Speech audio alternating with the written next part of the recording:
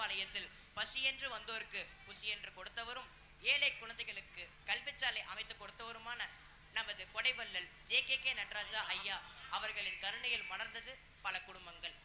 ஆம், இவர் நமது நாட்டில் மட்டுமல்ல, இலங்கையிலும் மனிதநேயத்தை நிலைநாட்டியவர். காலம் 1958. இடம் இலங்கை தேயிலை தோட்டம்.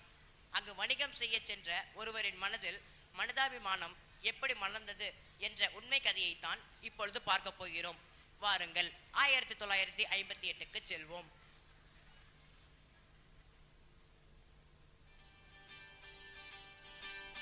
ஐயா, இந்த ஏரியாக்காரங்க ரொம்ப மோசமானவங்க. போன மாச பாக்கியம் இன்னும் தரல. இன்னைக்கு விடக்கூடாது. ஏய் முனியா, வெளியே வாப்பா. முதலாளி வந்திருக்காரு. கும்பிட்டுறேன். ஐயப்ப முனியா, மாசம் மாறுது, ஆனா கணக்கு தீரலையே.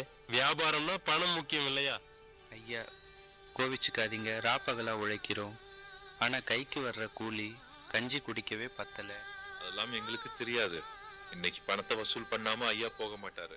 ஐயா, வீட்டுக்குள்ள எட்டி பாருங்க. உல வைக்க கூட அரிசி இல்ல. குழந்தை பசியில அழுவுறா சாமி. என்ன கொடுமை இது! தேயிலையை பறித்து உலகத்துக்கே சுவை கொடுப்பவர்கள் இங்கே பசியோடு இருக்கிறார்களே. மனிதர்களுக்குள் ஏன் இவ்வளவு ஏற்றத்தாழ்வு? நான் வசூல் செய்யும் இந்த பணம் இவர்களின் கண்ணீரை விட பெரியதா? இவர்களை பட்டினியில போட்டுவிட்டு நான் பணத்தை எடுத்து சென்றால் நான் மனிதனே இல்ல. மாற்றம் அது இந்த நொடியிலிருந்து என்னிடமிருந்து தொடங்க வேண்டும். ஐயா, பணத்தை வாங்கிடலாமா? வேண்டாம், வா போகலாம். ஐயா, இவ்வளவு தூரம் வந்துட்டு வெறுங்கையோடு போறதா? இல்ல, நான் வெறுங்கையோடு போகல. ஒரு பெரிய நிம்மதியோட போறேன். வறுமையில வாடுற இவங்க கிட்டக்கராறு காட்டுறது வணிகம் இல்ல. இவங்க கண்ணீரை துடைக்கிறது தான் உண்மையான மனிதம். எழுந்திரு முனியா, இனிமேல் உங்களுக்கு என்னாலான உதவிகளை நான் செய்வேன். சமத்துவமே மகத்துவம்.